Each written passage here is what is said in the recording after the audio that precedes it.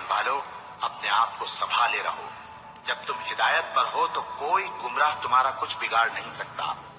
तुम सबको अल्लाह की तरफ लौट कर जाना है।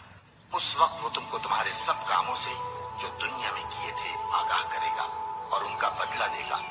मोमिनो, जब तुम में से किसी की मौत आ मौजूद हो तो शहादत का निसाब यह है कि वसीयत के वक्त तुम मुसलमानों में से 2 मर्द आदिल यानी साहिब एतबार गवाहों, या अगर मुसलमान न मिले और तुम सफर कर रहे हो और उस वक्त तुम पर मौत की मुसीबत वाक़ हो तो किसी दूसरे मजहब के 2 शख्सों को गवाह कर लो।